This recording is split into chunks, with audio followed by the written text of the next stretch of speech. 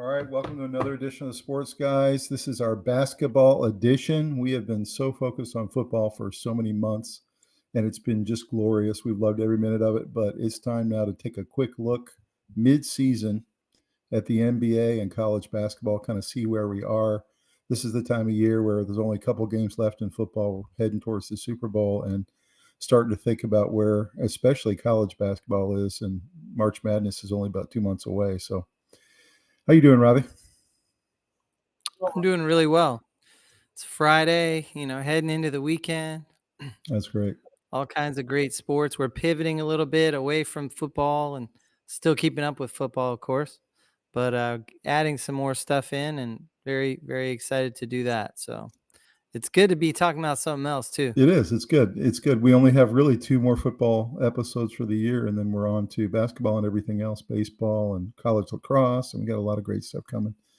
But On to Cincinnati. exactly. So just preparing for the show tonight, just kind of doing the pivot that you're talking about. Anything really hit you in NBA or college basketball yet this year? Anything that's any big trends that you're looking at? I saw a really interesting interview, and I recommend everybody go check it out. It was Colin Cowherd talking to Commissioner Adam Silver, and I learned a lot about the awareness of Adam Silver of a lot of the issues that are going on with the NBA, and sort of they kind of took them right head on. So I like that part of it. It wasn't a mean interview or anything, but it was definitely direct.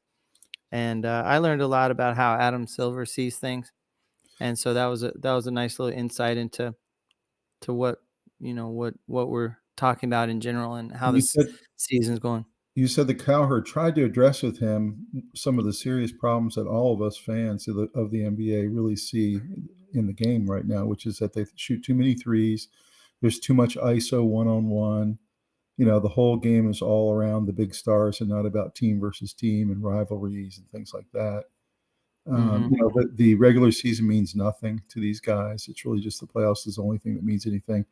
So did they get into any of the big issues that are facing the NBA that they don't have the same advantage when it comes to the NFL?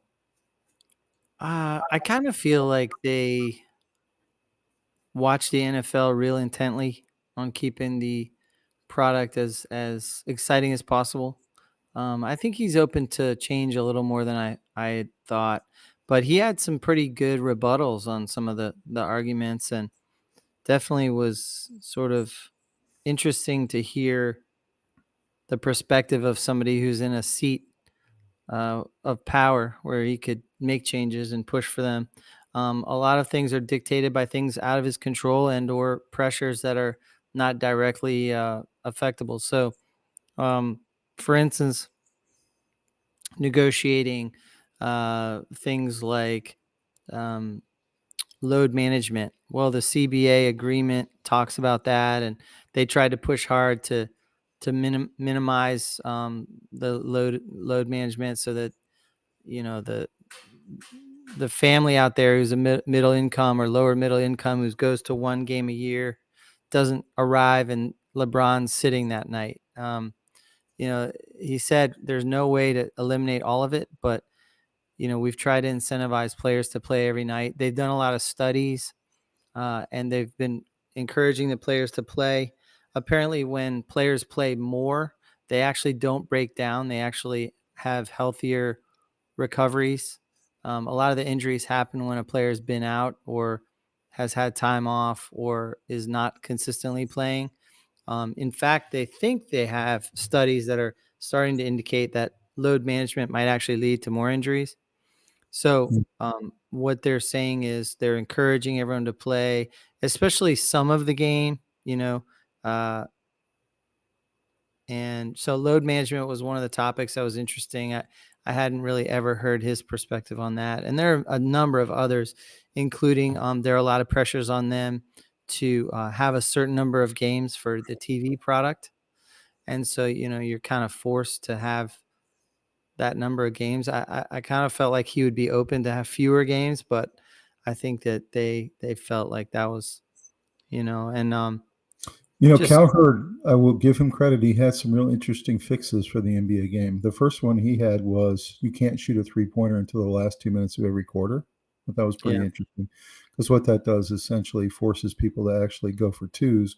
And if it's all twos, then they're probably going to go to the rack, and you're going to get more dunks, and you're going to get more alley oops, and you're Yeah. going to get more like strategic X's on O's play, which is what all of us want to see. It's much more visually pleasing when you watch the Bulls versus the Pistons, and it was much more strategic, and there were plays, and Yeah. guys were calling timeouts and drawing up plays.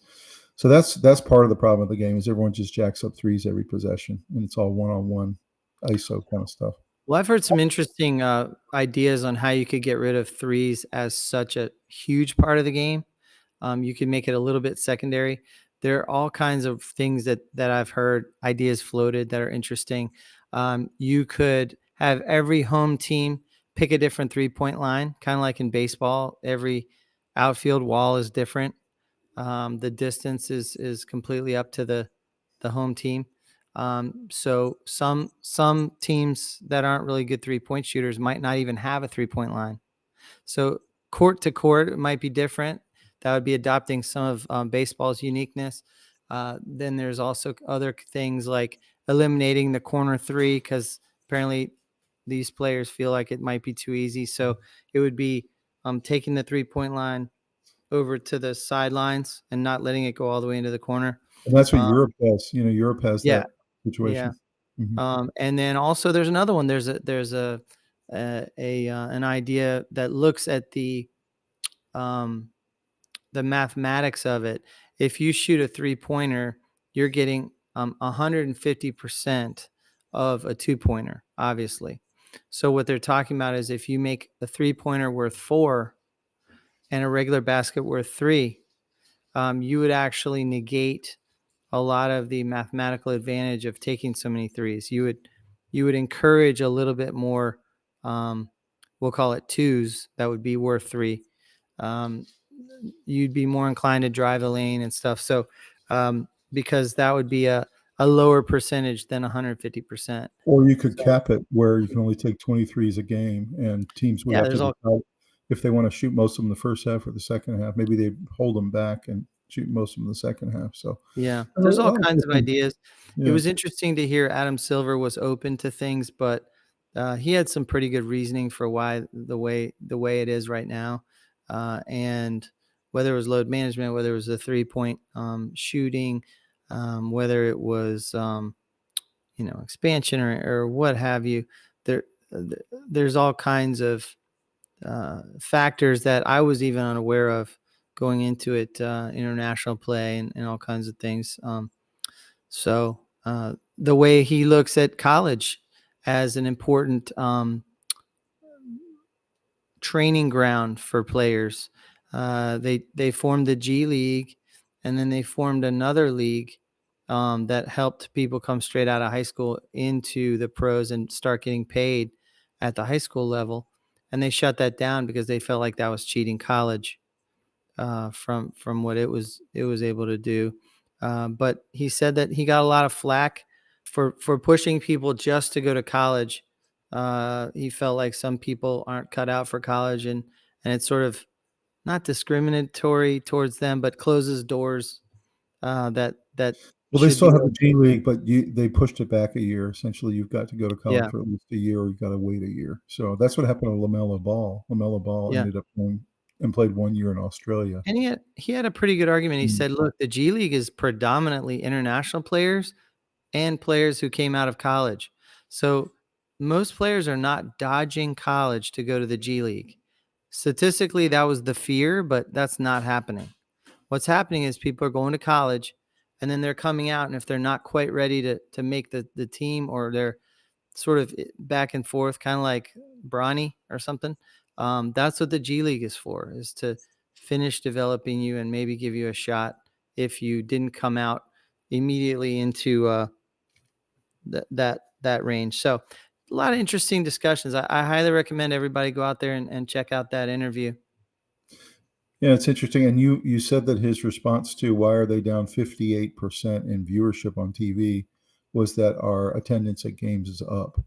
And that Yeah, he said that, and while that may be true, in the end, TV viewership is what really matters to these leagues. And so I'm not sure that's really a right. great rebuttal because in the end, what gives them multi-billion dollar purses to be able to distribute to all the teams is the TV contracts. Right. Well, he said that, they're constantly working hard on parity, and sometimes Colin was actually calling for helping build up dynasties. So he was pointing to the golden age of basketball. It was when 4 teams were going to win the championship, and that was it. Like nobody else had a chance. So Lakers, Celtics. Yeah. yeah. So he said basically you're pointing back to a time where there was dynasties, not parity. And he said right now we've had 6 different champions in a row. And that's pretty cool. Like that keeps a lot of cities in play and make sure that you're engaged in the draft. You might be kind of down right now, but your city might be down, but it might bounce back really quickly and get Yeah, up in there. So, you look at this year, the top 2 teams are OKC and Cleveland. So, right. Right. it's really, I kind of like the parity. I kind of disagree with Colin on that one. I like having more cities I feel do like too. they're in it. I But do I do too. think the game is broken. It's not visually pleasing to watch like it used to be. That's just for me Yeah, he personally. admitted that it's getting a little monotonous on offense, It's where all just the jack offenses up look a the 3, same. jack up a I know. 3, jack up a 3, And and that just you could change that quickly by changing the math of the point structure. or you could do what Colin recommended, which I really like, which is you can only shoot in the last 2 minutes of every quarter. I think And that'd be also you could move the you would 3-point line force the back. teams. You could move it back and take out the corner 3. Yeah, I think they Make should it do all not those things. yeah. Really do. So all those things. One thing I've noticed is that college basketball viewership's up 20% this year. So they're Mhm. thriving while the NBA is slumping when it comes to their TV viewership. So Mhm. some of that has to do with the NFL. There's no question. The first half of the season, the NFL is so dominant. Yeah, no Um, doubt about it. the NBA viewership does tick up when NFL is over. So obviously they're But happier than anybody when the Super Bowl concludes, and it's but all I about heard an interesting stat that the um, college viewership was down in the playoffs a bit Mhm, in mhm, football, and they think what's happened is they've gotten a little too full of themselves, and they let it stretch on too long. They needed mhm, to conclude it, a little bit after New Year's. mhm. The Rose Bowl happens. You should have your final really soon after that. So I do think they're going to try to rein that in a little bit because statistically it was down a little bit, even though it was good viewership. It wasn't quite what they had hoped, Yeah. and you can't say it's not because they weren't blue No, but bloods. I mean, there was another reason. There's Notre another Dame, reason. and Ohio State are big draws on TV. So, um, I don't think that's what it was. I well, think that's what January some pundits are saying. January 20th was fine, but the problem was that night was the inauguration night. You Yeah, had half the country watching all the inauguration balls instead of the championship game. yeah, there were some things competing with it. I've heard interesting stuff about the NFL too. They're talking about adding an 18th game and adding a second bye for teams and pushing it to where President's Day would be the Super Bowl. Mhm. And so they're not going to move it from Sunday to Saturday like has been talked about, but everyone will have Monday off. So that'd Mhm. be really, really nice. That would be good. That would be real good. Yeah. Some other things that I saw coming out. Obviously, we have more retirees coming out of college who don't want to deal with NIL and transfer portal. You had Larinaga. We'll talk about him here in a little bit more detail. But he's the next guy who was kind of the classic old school guy. He had his team in the Final Four 2 years ago, and all of a sudden just quits about 4 weeks into the season. Says he just can't deal with it anymore. He just doesn't like the blood sucking feel of what college has become and all of that. So now you are essentially almost all of the old guys are gone now and have been swept out of the league. And now you've got a bunch of guys who are young bucks who are up and coming, trying to build their careers, and they have to deal with this new system that is, it feels a little bit out of control. It just, I saw today that, 2 of the Notre Dame offensive linemen are leaving in the transfer portal after their team goes to the final. I'm not sure where they're going to go, but it just seems like you've got a guy for 1 year these days, and then most of the good players just go right into the portal almost automatically. Mm-hmm. Basketball too. So, any thoughts about Well, what they can do to try to? Larinaga, I thought the Larinaga thing was interesting because I felt like he wasn't the vessel for that argument. I mean, the only reason his team was that good was because they raided a bunch of Anyway, teams and got all these players in that weren't Miami products, and they went on that huge run. He wouldn't have had that kind of a run without all those I hired agree. guns. I So he agree. wasn't the guy to push the narrative of, oh, woe is us, the NIL is so bad for college basketball stuff. He was a huge beneficiary of the NIL, and he wouldn't have gone as far as he did if he hadn't built a team completely based on NIL. So But isn't it interesting that these guys, as soon as they start going down, they don't want to ride it down. They don't want to go into the rebuild right, mode. As soon as it looks right. like rebuild, they're out. So Yeah. I think Tony Bennett's case wasn't as glaring. I think he was really upset by the guy who came in his office and asked for $1 million. I think he said, "This just isn't what I signed up for." To have these negotiations. I think he's all for kids making money. I just don't think he wants to be the gatekeeper of that money. And I think he just said that's not what college is. That's what pros are. And you have agents for that, and you have all that stuff. So we had a I great think episode with Jackson Moore last summer, and we were just dipping our toe into the pool when it came to NIL and transfer portal. It was really great to yeah. have him because he's a D1 athlete.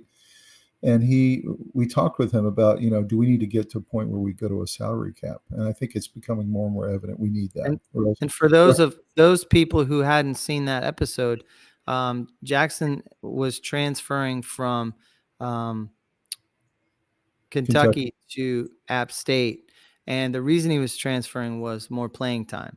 And he did say that a majority of the players that he knew that were transferring around in college sports were transferring for playing time, not just for straight cash. But there are enough examples of the cash people who are transferring that it's sort of putting a very questionable motive on everybody now. And it's I think there's got to be some rules, and we did a whole episode on that, and it was interesting. So You need to have a salary cap. You need to have something reasonable, 20 or 25 million or something. So all the schools know what they're able to spend on salaries, and just take it out of the NIL collectives. That's not really working. Just make it a straight salary from the school. You're essentially you know, 1020 or whatever you want to call it, contractor to the school. And you can track it, you can monitor it. Everybody's playing in a fair playing field. And if you want to compete, you compete. You have to raise 20 to 25 million a year from your boosters. So that's the way I look for at it for football, for football. Yeah. yeah. Basketball's going to be similar. I mean, you got the big time guys. They're going to, be hopping every year if you don't give them what they want. So that's the Mhm. reality where we are. Let's take a quick look at what we got on both of these basketball seasons that are going on. Let's do it. All right, so this is our midseason NBA college basketball update, episode 47. Some great pictures there. Top left, you see Cooper Flagg and Broome from Auburn. They're the top two odds right now to win the National Player of the Year. Both of them are playing fantastic. They also have the top two teams in college basketball right now. On the top middle part there, you see Gilgeous Alexander Yeah. and Giannis, who are just playing unbelievable ball, both of them.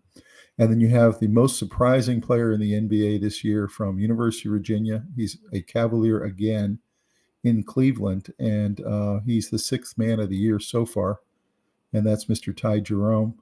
And they're saying that they essentially have the exact same roster they had last year when they came in fourth in the East. And the only difference this year is they added Ty Jerome, and he's playing so unbelievable that he's taken them over the top, and they're now the number one seed in the East.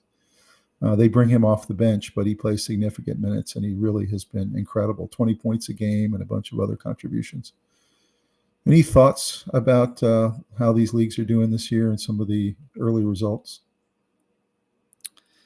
Well, it's still very early, but the trends are starting to form, and I think that Cleveland's definitely off to a good start. And I think it's not just the talent that's there. Obviously, they have talent, but it seems like the chemistry is forming, and Mhm. that's interesting to see. That I think that's pretty cool when that happens. Um, there are a bunch of stars that are off to good starts, playing well, and then in the college side, There are a lot of good players off to a good start. It's going to be a really interesting March Madness. We're not that far away from that, actually. I know we're really getting close. It's going to start grinding down to the final weeks of division play, of conference play, and then conference championships are going to get going, and then March Madness selection, and so it's going to be a wild next month and a half. But What are your yeah. thoughts about these two players being clearly the best two players in college basketball, with Broom and Flag, who everybody knew was going to be a sensation? Well, I think Broom probably would have won the National Player of the Year. He was on that trajectory. However, he has a high ankle sprain, so I think that's allowing Flag to move into that space and kind of take over the domination, and also the eyeballs. You know, he's being putting on a show every night, and Broom is resting a lot. So those are very good players. It's nice to see them going through the regular training through the programs, not just running to the G League. But yeah. And what about this Gilgeous-Alexander for the Thunder? I mean, we've been seeing him coming up for about 2 or 3 years, but I think he's clearly the best player in basketball this year. I don't think there's any question about it in the NBA. It seems like for sure this year, yes. He can slash, he can dunk from the foul line, he can shoot threes from almost half court. He can literally do it all. Dribble through his legs, he can spin around, he can pass. He's a great assist guy. He's just one of those guys who's incredibly valuable, and been really fun to watch. And Giannis, of course, hasn't gone anywhere since his championship. Continues to be completely dominant. And then the whole thing with Ty Jerome, I mean, it's so exciting to see him getting the recognition that he deserves this year. He's playing so well. I was watching NBA Today on ESPN the other day, and they did a whole segment on Ty Jerome, and they were showing segments of him back in our national championship year at Virginia, and talking about his career so far and how he's really come on this year, and that they really believe he's the secret sauce for that team. He's what's kind of put them over the top and made them a contender. So what do you think about this UVA kid going good? I mean, that's what he did at Virginia. He was the glue that he held a lot of those really good players together and made it go. You know, he's played inner city ball a lot in his life, so he can really grind and play street level ball. He can he's got leadership qualities. He can handle the ball. He can handle the pressure. He hit some really important shots to help his team get down to the national championship and win it. He's just a really important player that you want on your team. He's a coach's son, and he has all the tools. He's a pretty nice sized guard, and he's very sneaky. I remember they were talking to one of the Carolina guards, who was a senior, and they asked him who is the hardest guy he's ever had to cover, and he said, "Well, Ty Jerome." Yeah, and so that told me a lot about how he was viewed in college by his peers, and it's not too surprising to see his success continue. Man, he was so good at Virginia, and he is so good on this Cleveland Cavaliers team. I don't know what it is, but he's getting 20 points a game in 20 minutes. He's an assist guy. He comes in and gives them a life when they're not playing too well. He gives them kind of a nice boost off the bench. It's almost like they have 2 point guards with Cleveland. He comes in, they don't have any drop off at all. I mean, they get a lot of energy and a lot of excitement when he comes in. So it's really been fun to watch. I know he's listed as a shooting guard, and he can definitely shoot, but I really think of him as a point guard who can really create. He's a creator. They insert him with the other point guard a lot of times. Yeah. He comes in as shooting guard, but essentially having like 2 point guards on the floor. That's what I'm saying. They list him as a shooting guard, but I really don't think of him that way. He can definitely hit you with daggers, but I think he can create his own shot. But he prefers, when he's in his zone, he's creating shots for others. Is really what he finally emerged in the NBA with a Cavaliers uniform on. Yeah. What I think is cool is that he was allowed to develop slowly and Yeah. kind of come along. He's a couple years Right. in now, and Mhm. before any of the pressure of being on the court a lot was there, he was allowed Mhm. to get his feet under him and kind of develop. And I like Mhm. when players are allowed to do that in a proper arc. You know, Yeah. their trajectory is properly assembled for That's right. themselves. And And what's funny is he used to be on the Cavaliers, and then he went to the Thunder for a while, and now he's back. So kind of interesting. So let's look at the some of the big stories that came out so far in NBA midseason. The first one is Cavs versus Thunder finals would be dynamite. Forget market size. Cleveland and Oklahoma City are contenders in full, and their times have arrived. Both rosters are brimming with young talent and worthy all-star candidates. And only the Cavs stock roster keeps them from having a leading MVP candidate like Shai Gilgeous-Alexander. What's your thought on this headline? I think that would be an amazing final. I know we're halfway in and a lot can change. Injuries can happen. Teams can go on runs and get hot. If it were held today, it would be fantastic to see those two teams go at it. They are the leading teams in the league. They're 1 and 2 in point differential. They are, they're kind of heading towards each other unless something derails it. Mhm. Yeah, I think the Celtics are the only thing that could stand in the way of the Cavs. I don't write the Celtics off. They're the champs, and they're sitting in second right now. So certainly they're in good position to possibly repeat. But we'll see. It'd be a really exciting final. I agree with you there. Second one we got here is new MVP and another international winner. So if Gilgis Alexander wins it this year, which he certainly is in a really good position to do so, he would win the trophy named after Michael Jordan. And he would be the first perimeter player to win it since 2018. We've been getting a lot of centers and forwards. So he'd be the first perimeter player in a long time. What's interesting is he's another international import. So it'd be the seventh in a row international import to win it because he's from Canada. Mhm. So, any thought about why that is, why the league has become so international and why the best players always seem to come from somewhere other than the U.S.? Well, I think it goes back to one of our episodes where I talked about um, the UConn women's coach, Gino Oriyama, was talking about how, in a nutshell, American basketball is not in a healthy place because the players have all the power and they're not willing to sacrifice and just practice skills. What they want to do is play games all the time and have highlight reels so that they can send it out either to colleges or to the pros or to try and get into the G League or whatever. Meanwhile, Europeans and stuff are working on their skills.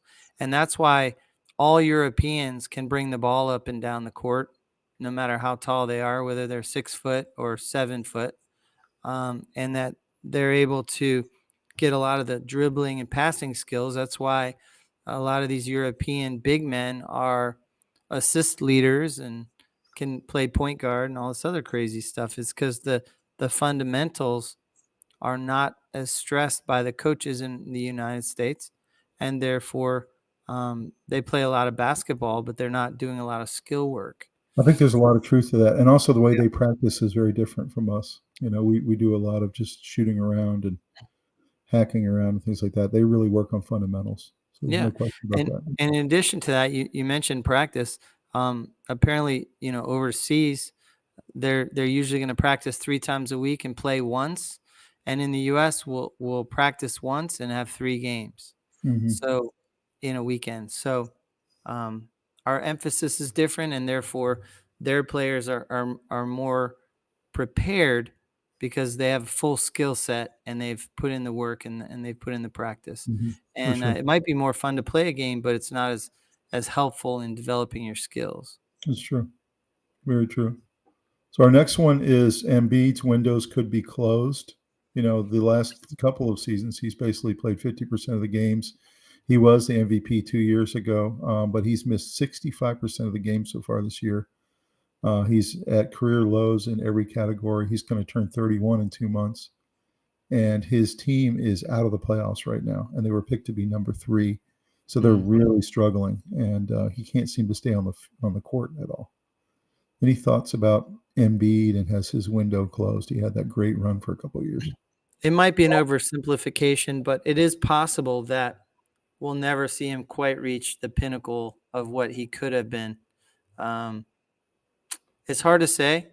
I think we will see in time, but it seems like there's a lot of injuries that are happening, and older players don't get injured less; they get injured more. So, But you mentioned the thing about load management, how there's some, mhm.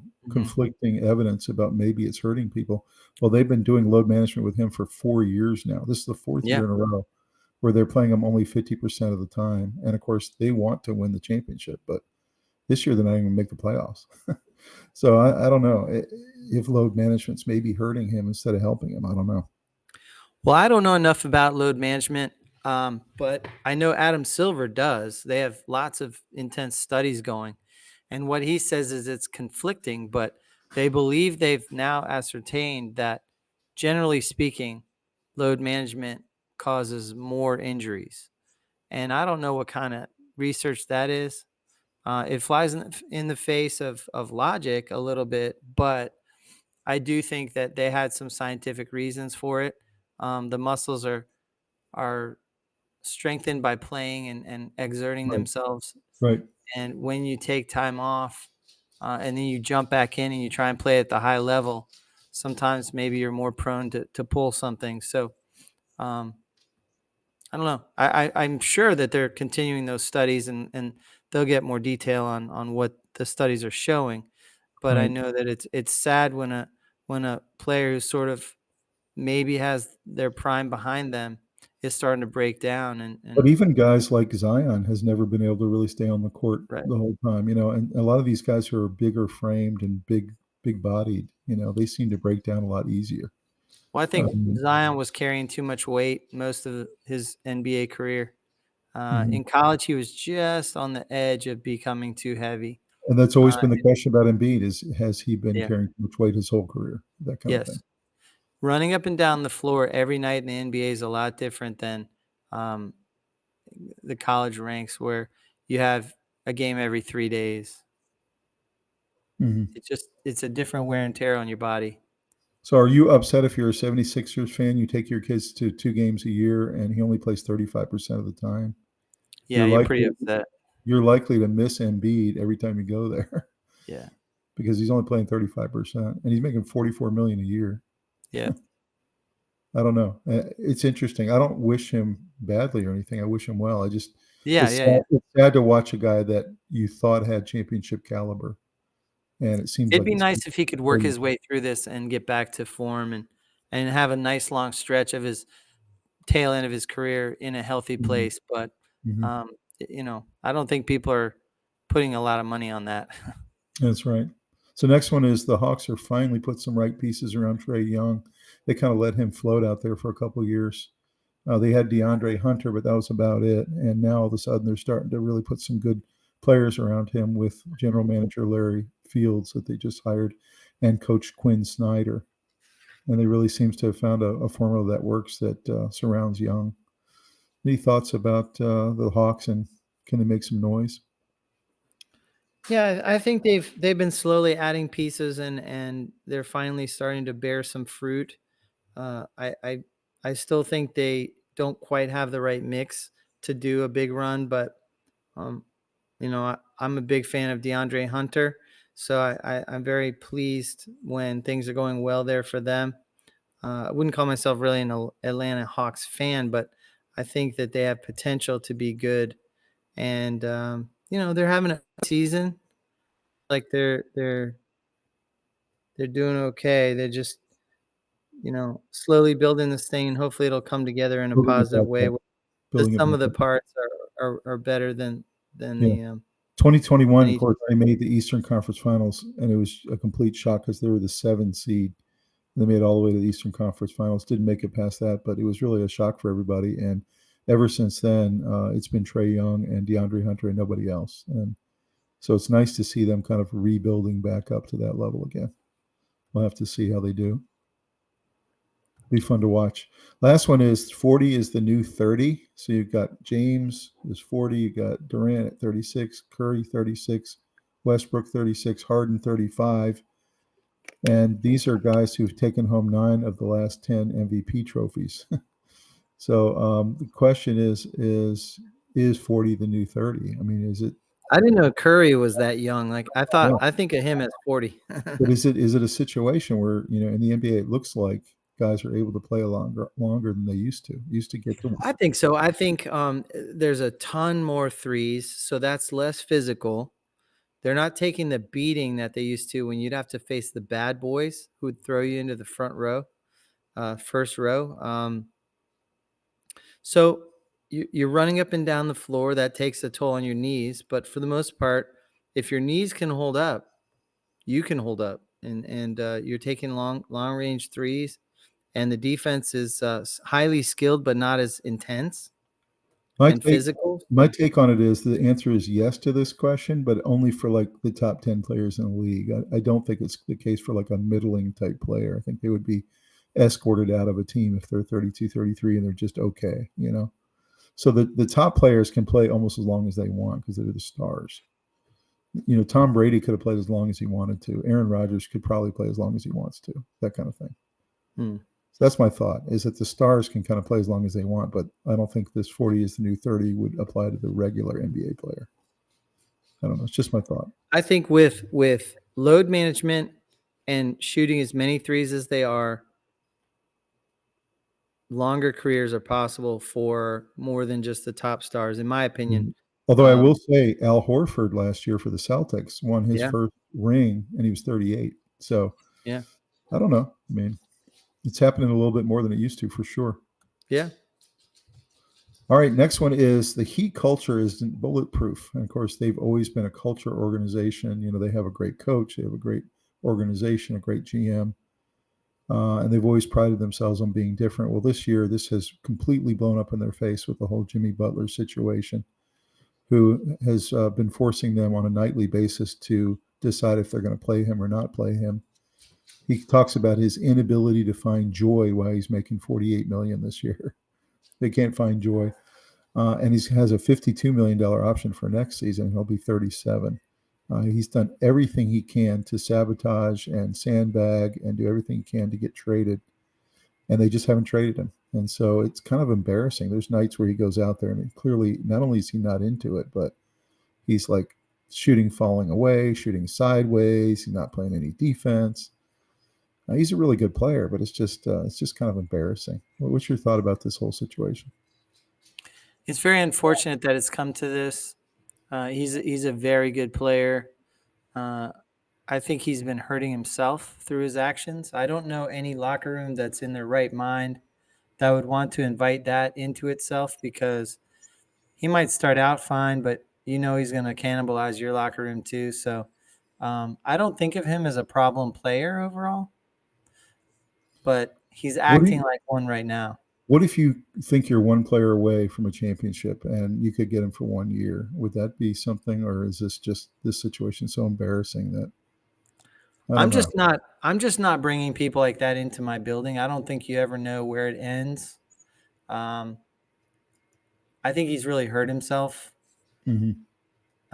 And by the way, I've been a Jimmy Butler fan for years, so I'm starting from that position. But I agree with you. I don't think I'd bring him in. I don't want it ruining my locker room, especially if I'm a player away and I'm right there. Well, I'm a Heat fan, so I've been pulling for him for a while, for a long time. But I don't like this kind of out front, criticism of your team. Do you think they can find a way to move him, even if it's in the off season, and get back to Heat culture? Do you think that this is ruined? Yeah. Or do you think they can get back to it? Yeah, I think so. Yeah. I don't know who wants him. I know that as teams are in that mindset of we're so close, maybe people do want that. But I just don't think he's helped himself at all here. I think that his behavior is really concerning to a GM who the doesn't trade want to deadline. mess up their team chemistry. The trade deadline is February 18th, and they've been shopping him. So they're starting to run out of time. They got about 3 weeks to get this resolved, or else they're going to have this situation possibly going into the playoffs. I don't know. I'm really interested to watch what happens here and see if they're able to move him. Number 8 is Carl Anthony Towns wasn't the problem in Minnesota. He kind of took all the blame for that team that they weren't advancing further, even though they had Antoine Edwards and all these guys. But he's moved on and started with the Knicks now and has essentially made the Knicks one of the top contenders in the East. So any thoughts about this? They kind of put all the blame on him, and then he goes to New York and he's playing fantastic. I think he's a great player. I think there are times where a player needs a new environment. Jimmy Butler's clearly in that place. And I think Karl Anthony Towns needed a little bit of a change for some reason. And I think they're in good shape there and seems to be working well. And it's almost like a Sam Darnold in Minnesota situation or one of those kind of things where you like a put fresh someone on start. a new team, fresh start, and they play so much better. I agree with that. I think he needed a fresh start. He needed a new place.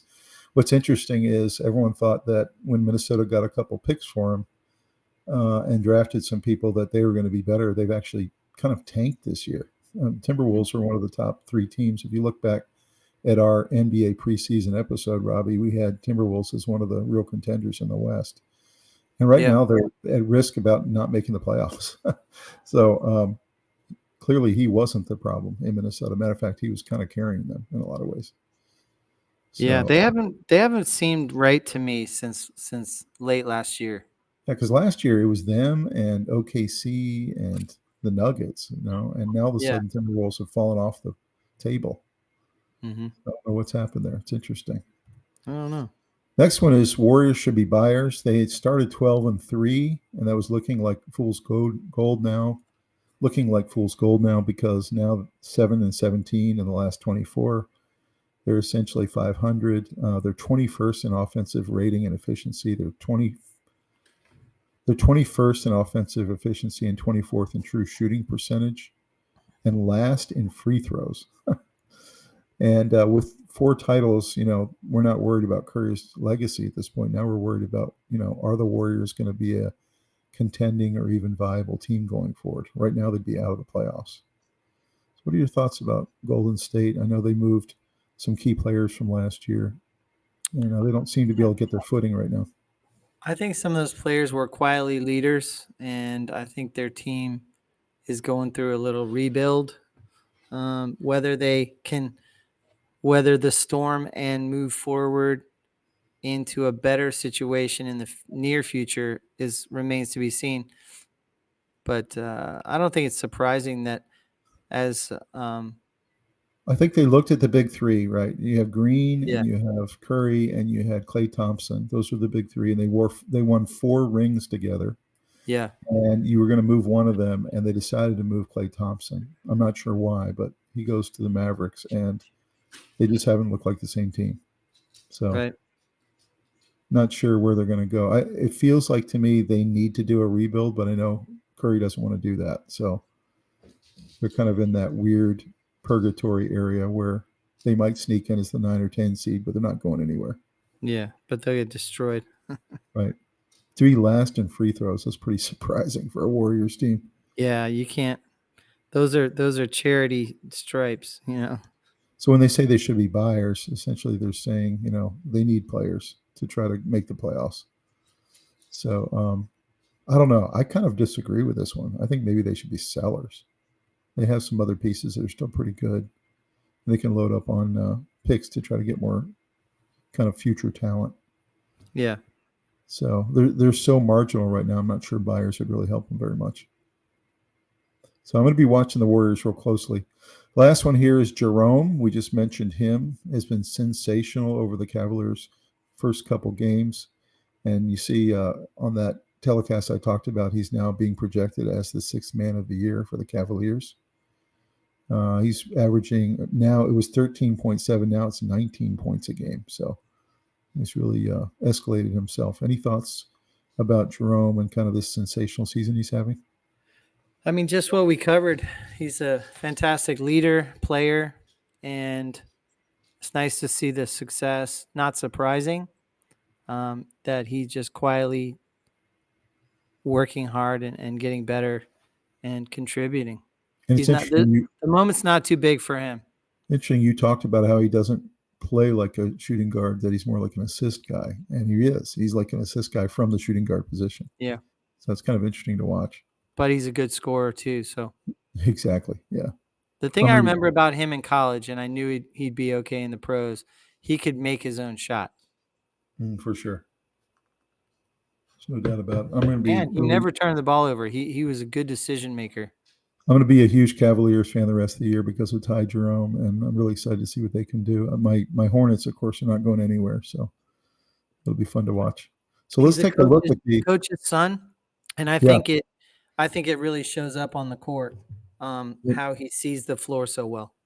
no doubt about it. So let's look at the NBA power rankings. Cleveland Cavaliers are the number one ranked power ranking team in the power rankings.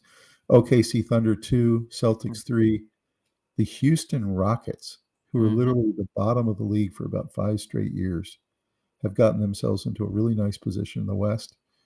Denver Nuggets still sitting there with Jokic. Memphis Grizzlies have really improved this year. The Knicks, of course, with Karl Anthony Towns, and they already had a pretty solid roster. The Bucks with Giannis, Clippers, Lakers, and Pacers. Any surprises for you in that list of 11? Not really. For me, it's Cleveland Cavaliers, Houston Rockets, I think for Grizzly. Cleveland to be first is a little surprising, but that they're good is not surprising. I think the Houston Rockets and the Memphis Grizzlies would be my biggest surprises in this list. I I was never thinking thought, maybe Memphis. yeah, I didn't see the Rockets being that high up, but that's pretty interesting. If you look at the team roster for Cleveland that most people don't know anything about because they've just kind of come out of nowhere, this is the lineup that they play with. They've got Jarrett Allen, Imani Bates, Darius Garland, who's the main point guard, Ty Jerome, who's the guy who comes in sixth man, Karis LeVert, Sam Merrill, Donovan Mitchell, who of course is their perennial all-star. He's a fantastic player. Evan Mobley, George Niang, and Isaac Okoro. So that's kind of their 10 deep lineup that they cycle in and out every night, and have gotten them to the top of the charts. So this will be fun to watch this roster. A lot of us don't really know this roster very well, but I think it's looking like we're going to get to know them really well in the playoffs. Real young and exciting. All right, let's look at the current standings. Cleveland sitting at 36-7, top of the charts in the East. Celtics, Knicks, Bucks, Pacers, and Pistons. Those teams are all sitting in really good playoff position. The Pistons being the one that's the most surprising to me. They've also been a complete dumpster fire for a long time, like the Houston Rockets. And all of a sudden, they've drafted really well the last 2 drafts. They have a lot of young guys on the team. They're starting to come on and starting to feel like a real legitimate team now. Magic, Hawks, Heat, and Bulls round out the 10-team playoff right now. And as you see, the 76ers sitting in a really struggling 11th position, as you see there. Any thoughts on the standings in the East? No, I mean, it's exciting for Cleveland to have something to cheer about and to see them up there sort of battling with Boston. The Knicks being good has been coming for a long time. It seems like they've been slowly improving every year. And Milwaukee, having Giannis, and I don't know. No surprises. Just some of the orders a little bit surprising, but nothing major. Everything is kind of somewhat predictable in the NBA at this time, but My biggest surprise is the Detroit Pistons. I mean, they came in 14th last year. And to have yeah, them sitting in 6th, I agree with that. they've improved the most in the East, for sure. And my second biggest surprise would be the 76ers, essentially sitting outside the playoffs. It looks like they're not going to make it. Almost doesn't matter how much Embiid plays at this point. They're just not a good team right now. So this will be exciting to watch this race. I think Cleveland is going to end up winning it, but there is a whole half season left. The Knicks, like you said, they could do some damage. And the Celtics, of course, are the defending champs and have a really great team. So I think this is right. I think this is ranked right. I think those three teams, maybe Milwaukee, maybe are the teams to watch in the East. You're going to get your champion out of those four, probably. It's probably right. A lot of these other teams will probably get eliminated pretty early in the early rounds. Looking at the West, OKC sitting on top with what's probably going to be the MVP, Gilgeous-Alexander. Houston Rockets shocking everybody, sitting in second. Yeah, that's surprising. It really is. Grizzlies looking really good this year, finally have their whole team back. The Nuggets have been falling a little bit the last couple of seasons, champs 2 years ago. It feels like there's not enough help for Jokic. That's what it does feel like. Yeah. Just feels like he's out there alone, and he never complains, but boy, he could use another couple good players. He's still doing some crazy things at the center position, like running the point on fast breaks and things like that, which, just is astounding to watch. And I was stunned when I was looking at stats. He's second in assist in the whole league. Yeah, that's right. To Trae Young. I mean, that's right. Wow. He's basically a point center. That's what he is. Yeah. We've never seen anything like it before. No. Maybe Magic Johnson, might be the only comp I can think of.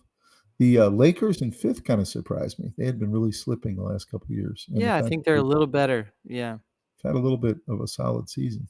Clippers, of course, got some of their players back, so they're kind of relevant again. Mavericks are lower than everyone thought. And like I said, the Timberwolves have really been kind of disappointing this year. They've lost a lot of games they didn't think they'd lose. The Phoenix Suns sitting in 10th with Kevin Durant kind of surprised me. They've just been really average this year. And Golden State, can they get back into it? I don't know. The Spurs have been slowly building with their couple of drafts. Of course, they have one of the most dynamic players in the world that they drafted 2 years ago at center. And then last year they got a couple really nice draft picks in the first and second round. So they're starting to improve a little bit. So any major surprises here? I think Houston's the big one. I was surprised that the Lakers have kind of slid upward in their standings. So maybe their load management's working. I don't know. Maybe so. Half their team's like 39-40. Yeah. Yeah. It's interesting. Those are kind of. You think the Warriors are going to be able to turn their season around? No. No. I think it's time to rebuild. Blow it up? Yeah. Yeah. I think you're right. I didn't know why they didn't get rid of Green and keep Klay Thompson. That was what I thought was the right move. I know you want a big guy and you want his scrappiness, but I don't know. I felt like maybe he was the guy to ship out. But we'll find out. So the top odds to win. This is interesting to me. The Cavaliers leading the entire season from opening game on, and yet they're sitting in third in terms of the NBA odds to win. Celtics are still number one. Thunder tied with them. Cavaliers third and Knicks fourth. So what do you think about this, why Vegas looks at it this way? I just think they haven't totally bought in on Cleveland yet.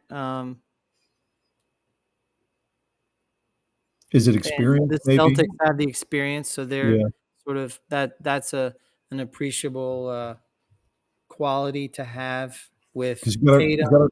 You got to remember they won it last year, but they lost in the finals the year before. So they've been to the finals 2 years in a row. So they have that really, really good experience.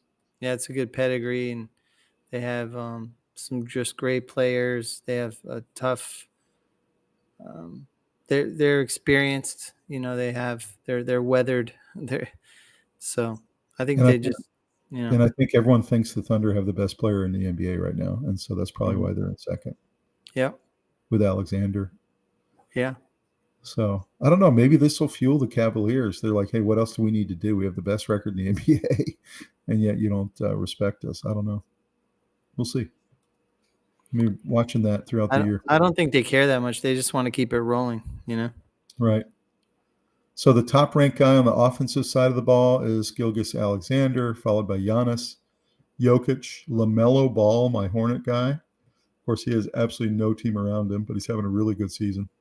Jason Tatum, Durant, Tyrese Maxey, Edwards with Minnesota, Brunson, and Fox. So that's kind of your top 10. You'll see Anthony Davis, Karl Anthony Towns down below, and Wembanyama. So any surprise in these top 10? Offensive? I mean, I think Alexander, I wouldn't have expected he'd be leading the league, but no, I think LaMelo Ball maybe. I think of him as a big time assist guy, but not necessarily a scorer. Mm-hmm.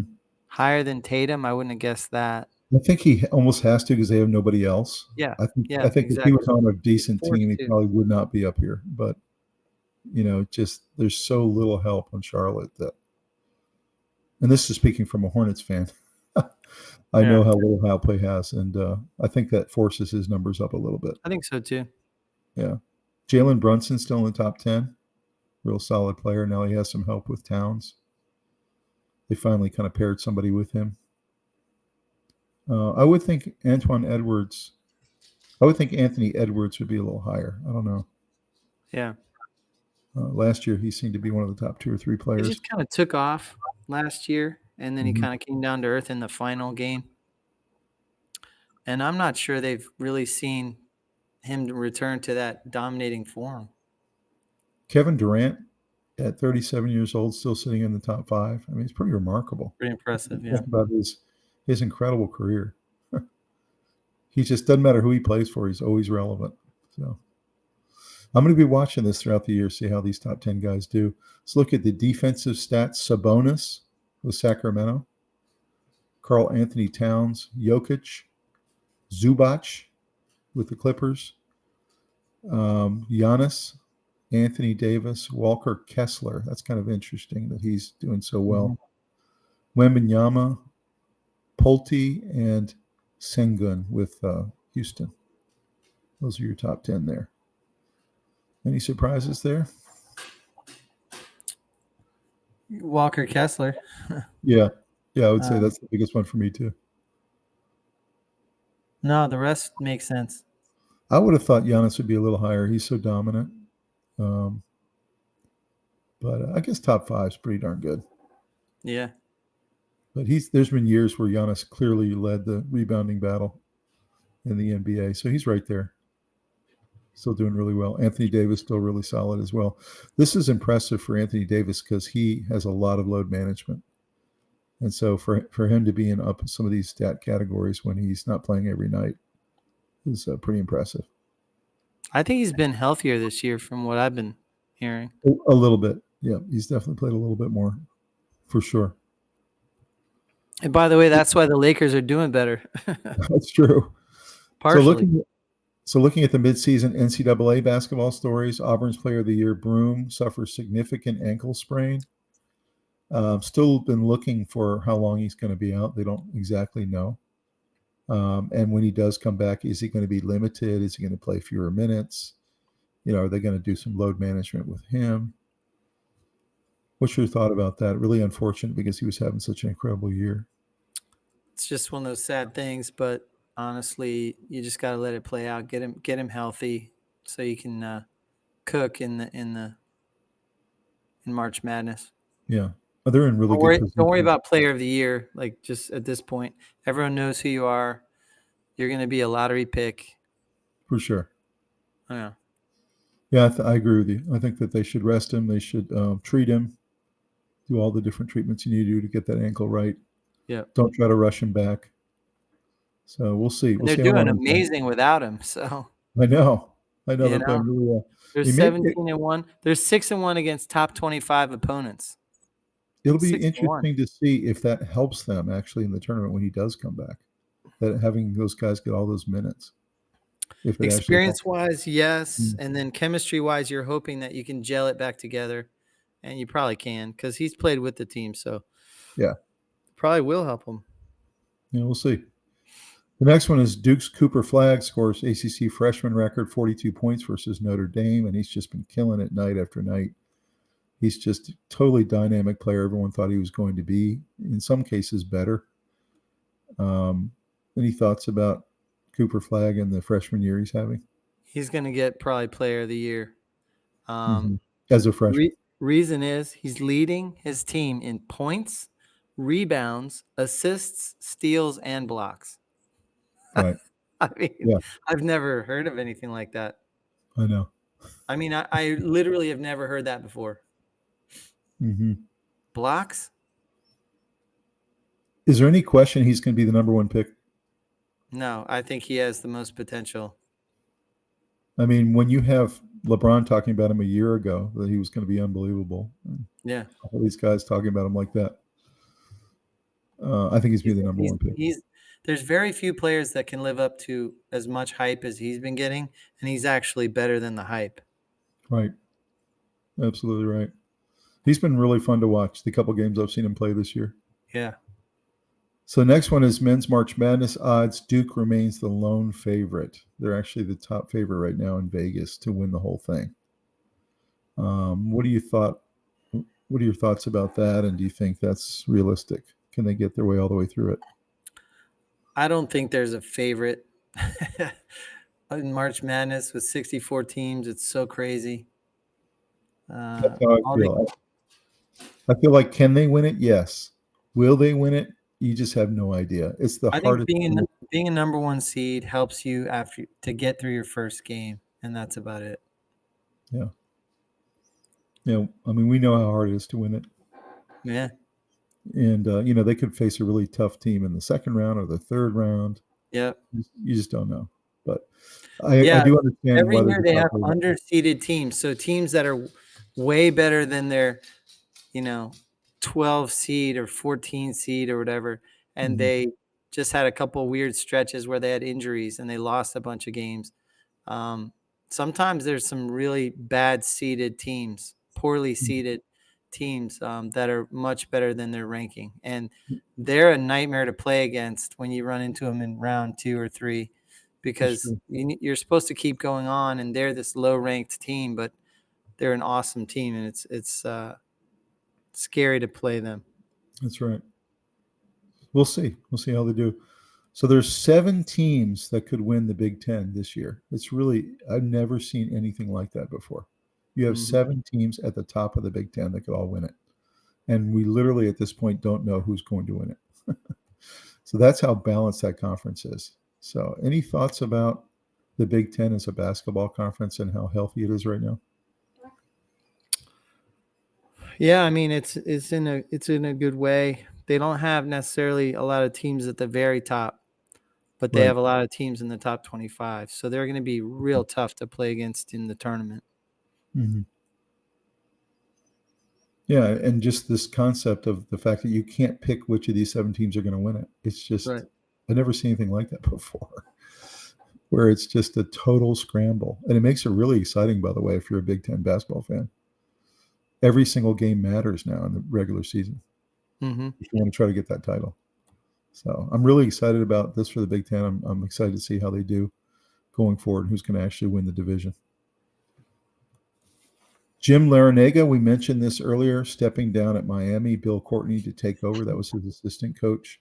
His explanation was that he just couldn't handle the current system anymore with the NIL and the transfer portal and everything else. But you mentioned correctly so that the NIL and transfer portal benefited him the previous couple of years. So huge.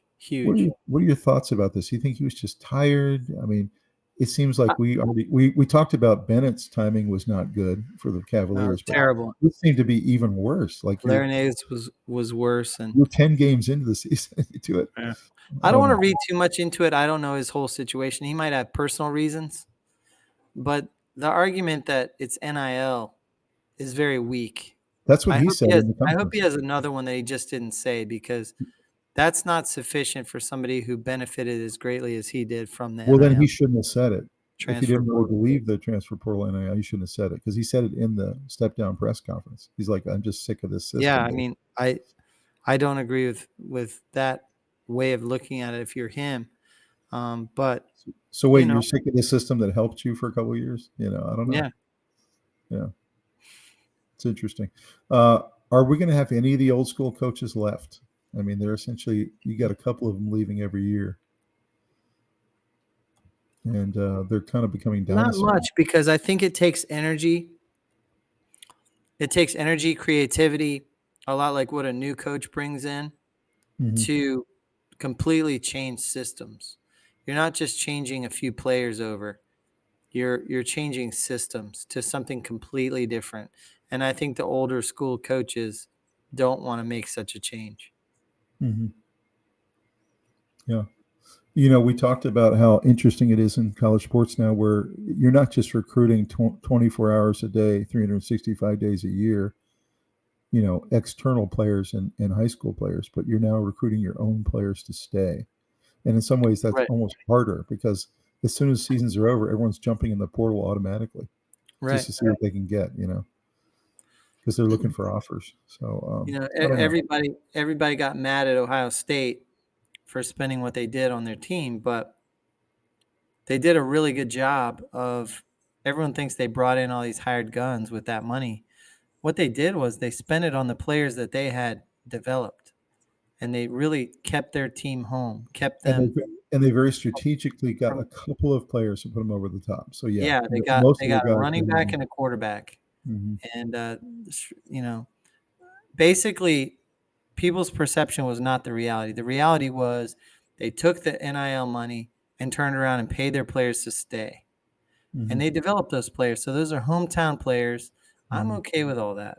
They said, guys, come back for 1 year. Let's run it back. Let's Let's do run one it more. back. You Yeah. know, that Michigan loss stung really badly. Let's take a shot at that. Let's take a shot at the national title. You know, Right.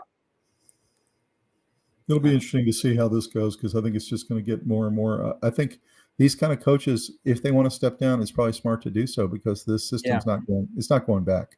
it's not It's going just going to anywhere. be. It's going Yeah, to be more and more. You know. So.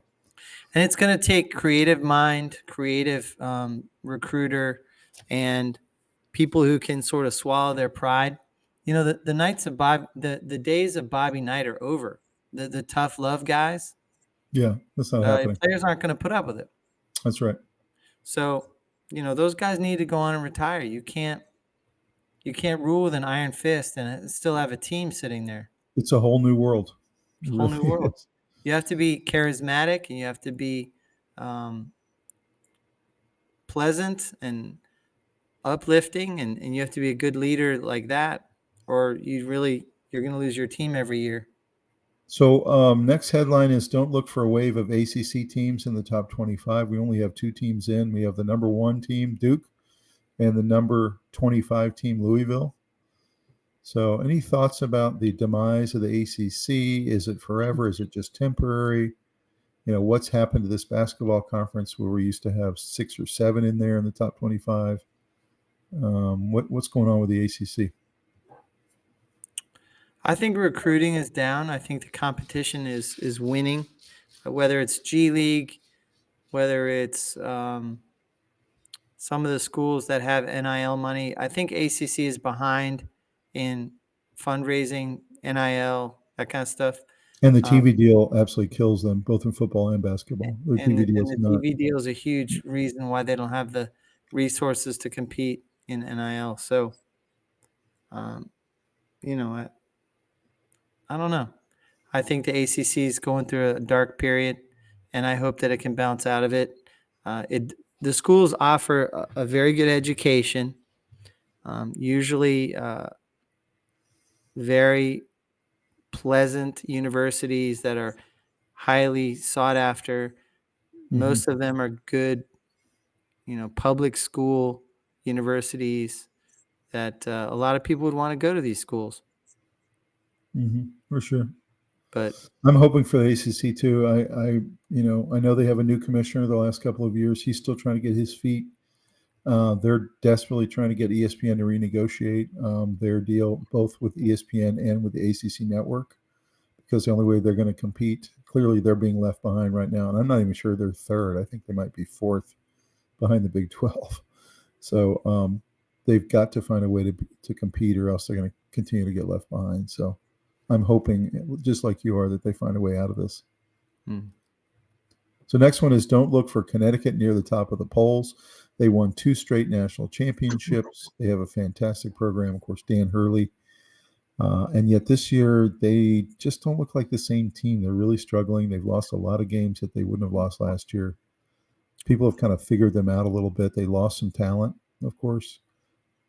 Thoughts about Connecticut and I think they lost a lot of leadership that they relied on during tough patches of a game that they were able to turn to, and their coach is fantastic, and he was able to ignite them when it was necessary.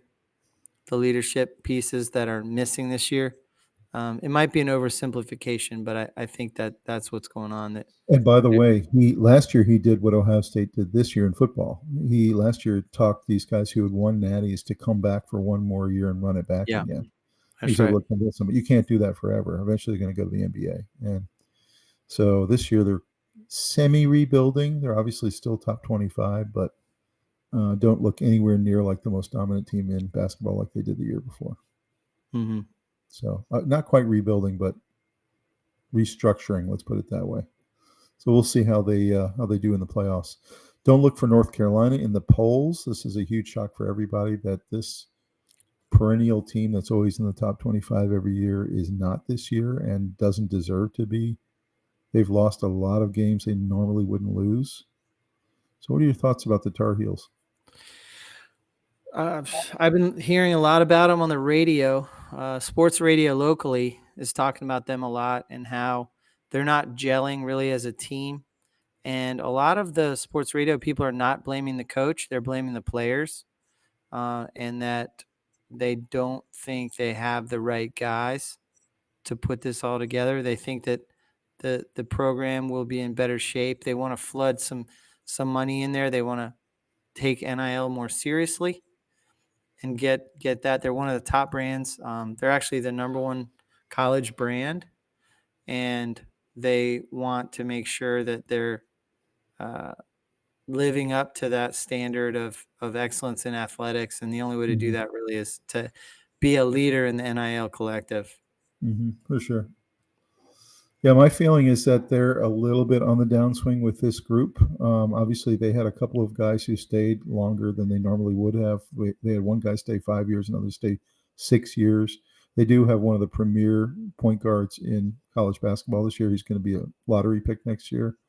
Mm-hmm. But they're just not as stock full of talent as they usually are, and they aren't even close to Duke's level of talent. So I don't know if that's a recruiting problem. I don't know if maybe they chose the wrong guys because a lot of them are 4 and 5 stars. Like you said, maybe they're just not gelling. They They're have the not gelling. talent, Yeah. um, but I don't know if it's his system. Not sure what it is, but they don't look like a normal UNC team to me this year. Very beatable. Mm-hmm. So next one is the power of the SEC. This one has maybe been the most surprising thing of all. We've had times this year where as many as 8 or 9 SEC teams are in the top 25 in basketball. This football conference has now become the number one basketball conference. Any thoughts about the rise of the SEC in basketball? No, it's been pretty amazing to watch. I mean, to me, the biggest surprise team is Alabama. Mm-hmm. I think they had a good season last year. They were good. They were very good. But I didn't really see them kind of where they are right now. I mean, They've been good for a couple of years now. I mean, they have for sure, but mm, I didn't think they'd kind of take that next step where they could actually dominate. They're Alabama's clearly. Let's see, they are Alabama, 15-3. yep, and They are Auburn. leading. They're leading the country in scoring. They're Mm-hmm, 90.9 average points. That's ridiculous. mm-hmm, And they are also leading the country in rebounds. They have 44.6 rebounds. mm-hmm. Um, 44.8 rebounds. So that's surprising that they're dominating in such important categories. Right. Yeah, But they are surprising. it's I'd say, not it's not surprising that the SEC is up when you have all these quote unquote surprisingly good SEC teams, and then you look at the conference. Of course, the conference is going to be higher.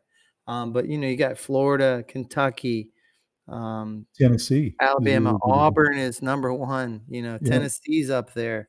Tennessee's very good. Like I Yeah, said, Florida. Um, yep. yeah, they just got a lot of good teams that are highly competitive, and Mhm. they're really statistically jumping out of the gym, and they're getting a lot. They have tremendous records.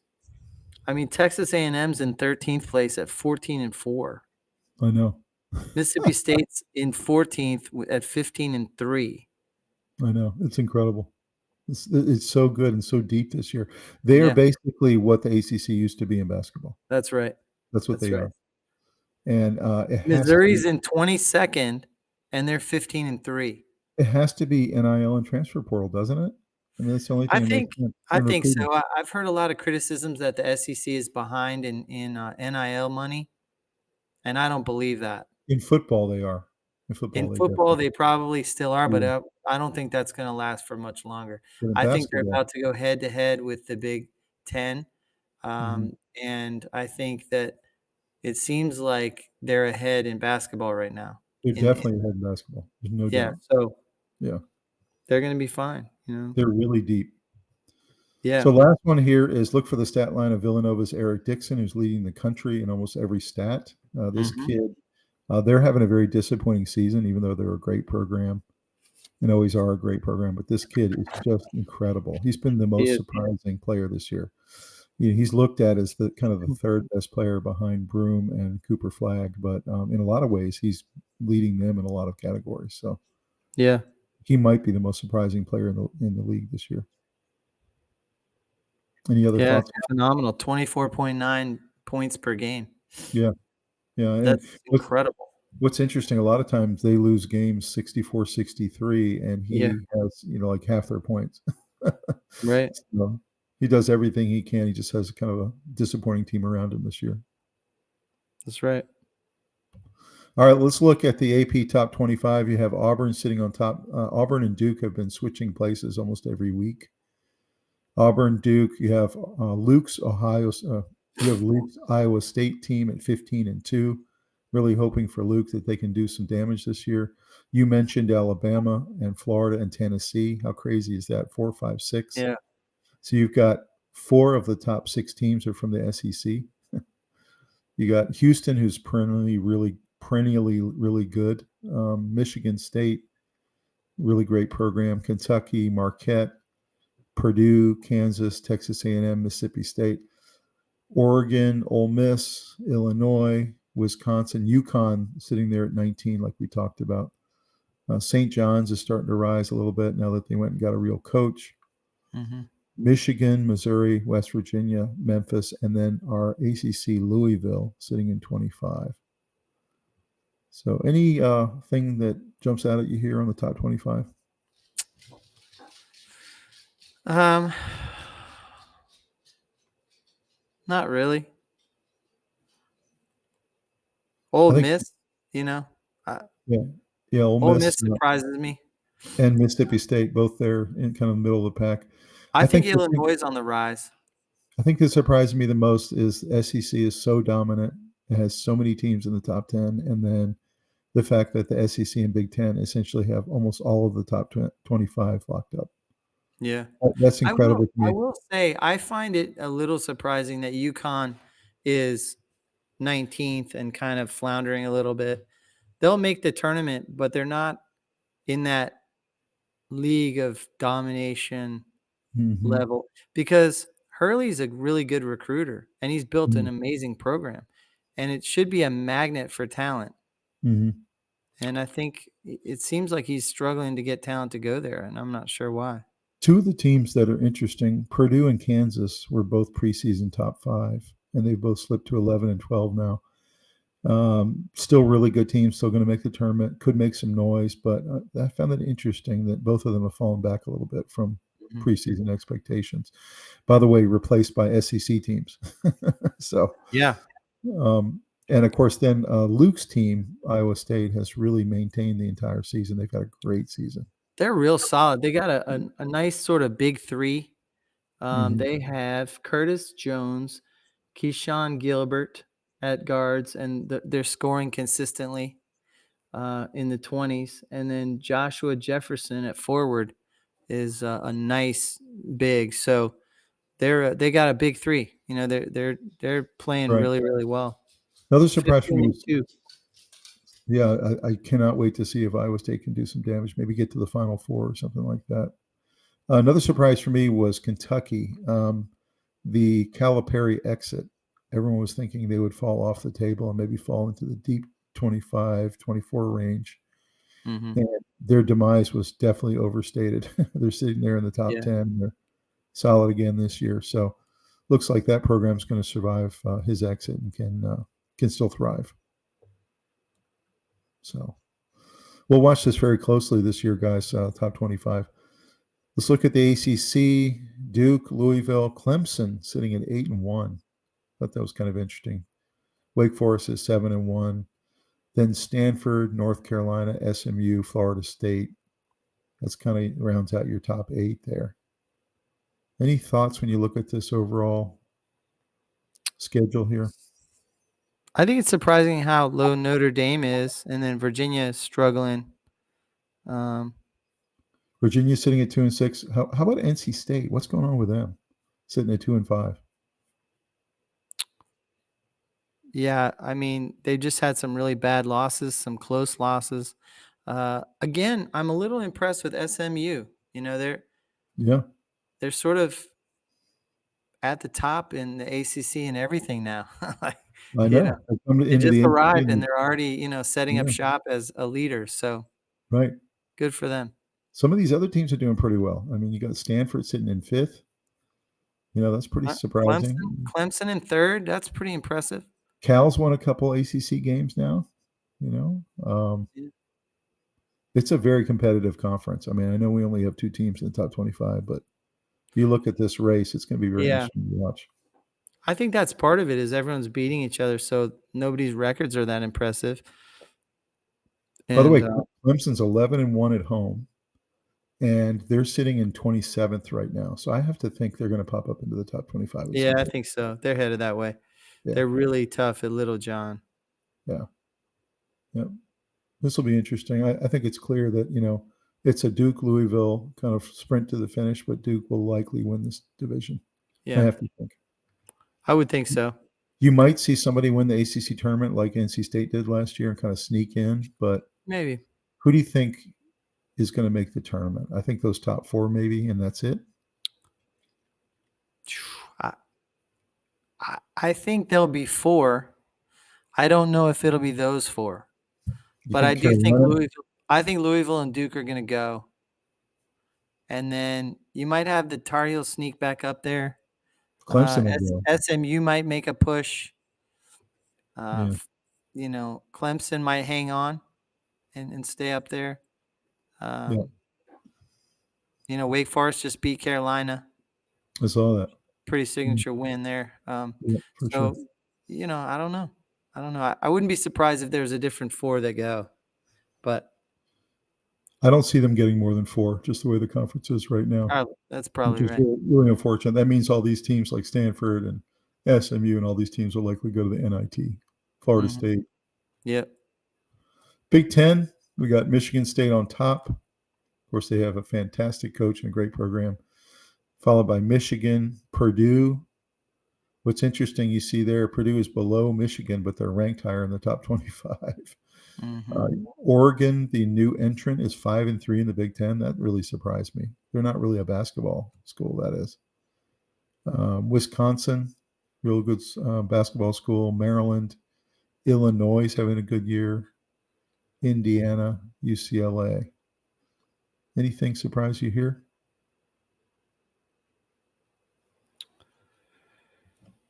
Not really.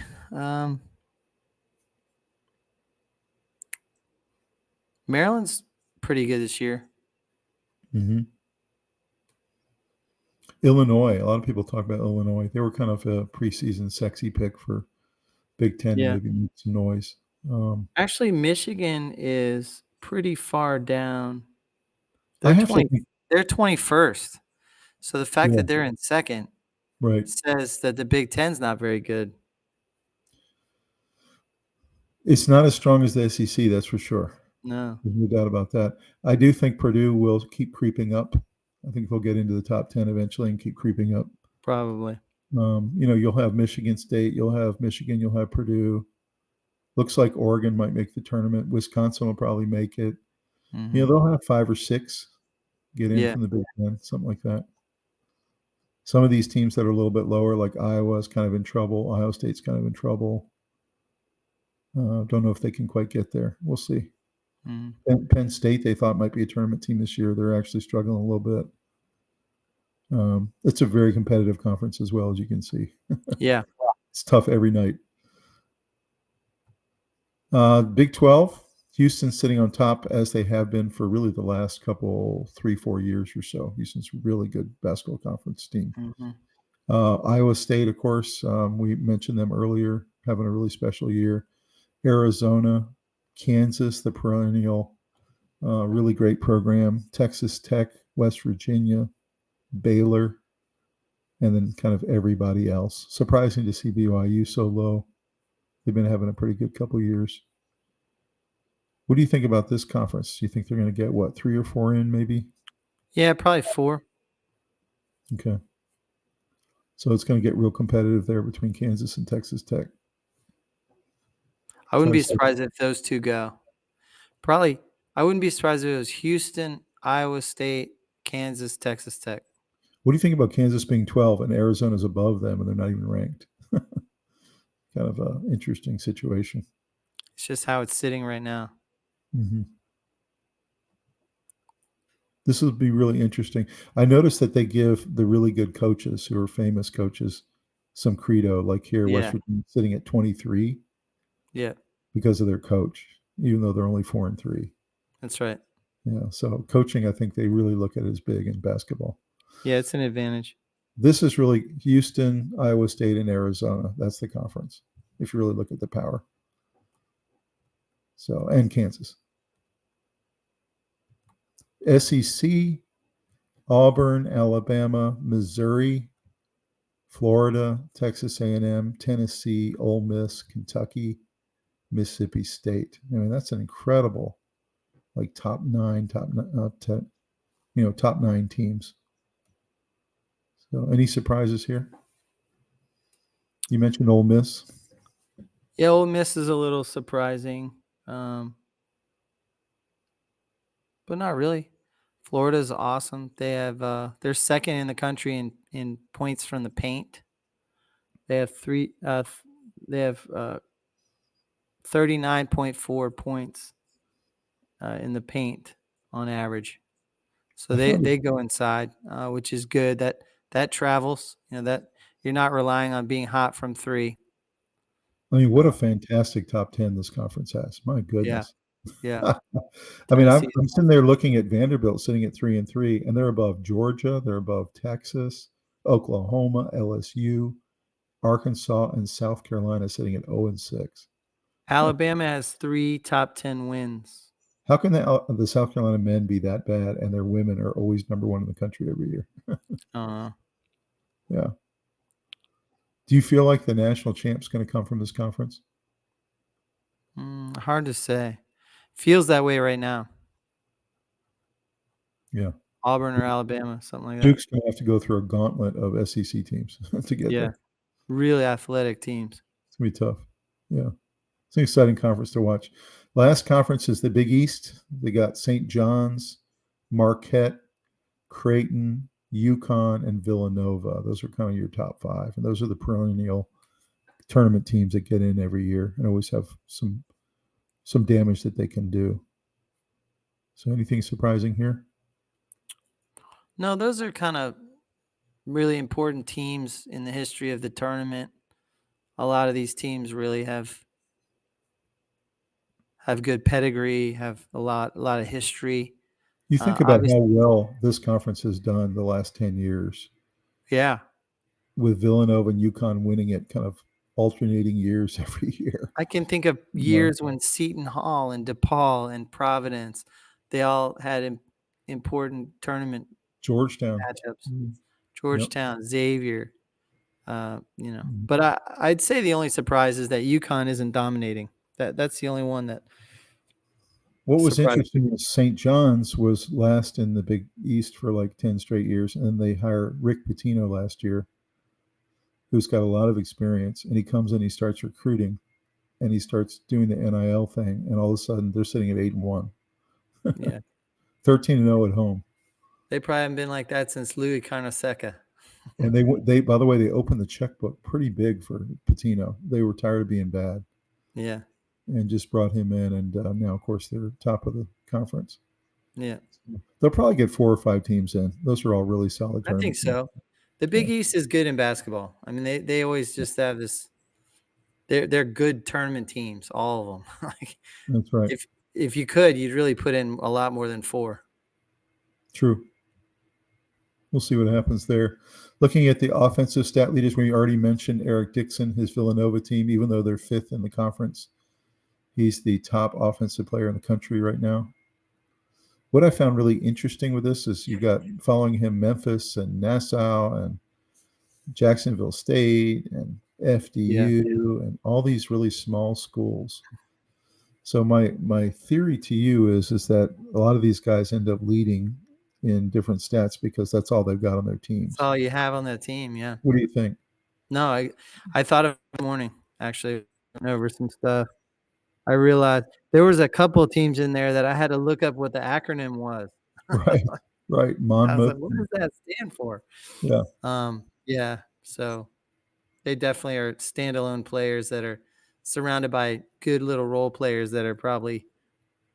He's really the only guy from a major team in a major conference, who's really kind of doing something. That's kind of interesting. So I found that fascinating. He's really helped his stock this year, put himself on the map. Oh, yeah. Defensive leaders, same thing. A lot of these guys never heard of from small schools. You do have Maxime Renaud from Stanford getting in there. Yep. That was interesting. And then Broom, of course, is in 8. He's a fantastic player. Hunter Dickinson, who transferred to Kansas from Michigan. Yeah. He's going to be a big-time recruit. So any surprises on this one? Not really. I thought Dickinson might be a little higher, actually. He's so dominant. Yeah, he might end up there over time. Yeah. He's so absolutely dominant on every game that I watch him in. Yeah. All right, so these are the Naismith Player of the Year odds. Right now, they've got Cooper sitting in plus 120 position, has a 45% chance of winning it, with Broom second, Cam Jones third, Lanier fourth, and then Dixon, who we just mentioned, in fifth. All the way down to PJ Haggard, who's having a great year for Memphis. Braden Smith from Purdue, also on the list. So thoughts about this?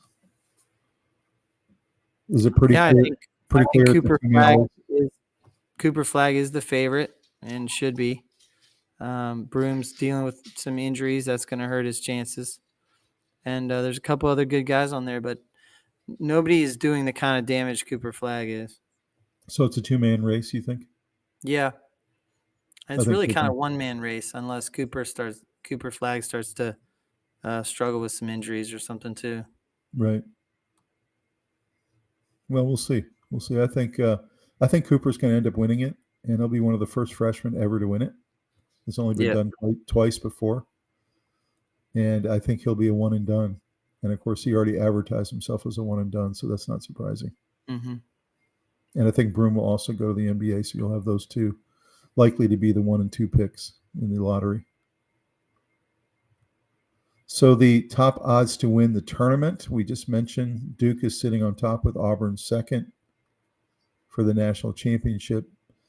Iowa sitting in third. I thought that was pretty exciting for Luke.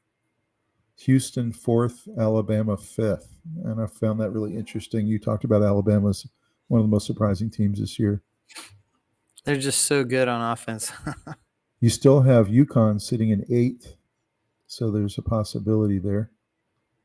These are all the blue buds of college basketball: Gonzaga, UConn, Kansas, Kentucky, Michigan. Yeah, I think it's really starting to take shape what the majority of teams are going to do in the tournament. There's always upsets. There's always some things that happen, but so are we getting in a position in basketball similar to football where you can kind of name the top 12 programs every year, and one of those guys is going to win it? Yeah, I don't know. I mean, I don't think Iowa State's always in the top 3. I don't think that you can count on Alabama to be top 5 every year. I do think that you'll see a lot of the same teams over several years. Hmm. You know, It's a recruiting and talent game, and these are the programs that yeah, are winning it. yeah. A lot of times they have the big money bases, they have the big collectives. So Gonzaga's still hanging in there because of the coach and because he has a Yeah. good system. So it's gonna be really interesting to watch. I'm really excited about March Madness. I know a Yes. couple previous years you and I've actually been in Vegas, and that's been so fun to be there during March Madness. There's just nothing like it. It's the best. It is absolutely the best. Anybody who hasn't gone to Vegas during March Madness, definitely check it out sometime. It's really fun. You see 64 fan bases with their sweatshirts on. Sports books full of, you Yeah. know, Clemson sweatshirts and, you know, Iowa State. It's just so cool. Guys, There's drop us a every- comment. Drop us a comment in the comments down below and tell us who you think is going to win the national title this year in college basketball. It'd be real interesting to see what you guys think. Well, Robbie, interesting to look at where we stand with NBA and college basketball right now, mid-season, Mhm. kind of health check. Any final thoughts on both of those leagues and where you think it's going? Yeah. Yeah. So I definitely love basketball. It is this time of year when I sort of start to shift gears and start to geek out on it a little bit. Prior to now, I've just done my checking in on it, seeing who's good, watching some games and pieces of games. But this is when football winds down, is really, I think, when this sport really takes off. And I hope everyone joins us in that and jumps on board. It's going to be a lot of fun. This tournament is the greatest playoff of anything there is. Most exciting. It's And what college football is trying to get to with the 12-team playoff. yeah, They're college football is trying trying to copy this, even though right. the product of college football is amazing.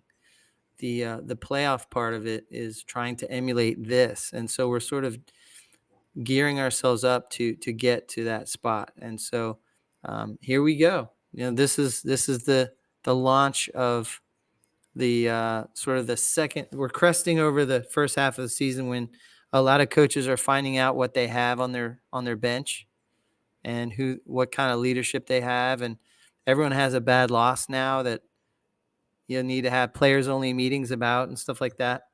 And this is when good coaches start to take control and get their teams right. And, the final stretch is usually predominantly conference games, which is Mhm. always real competitive Mhm. and just real exciting. It's fun to watch.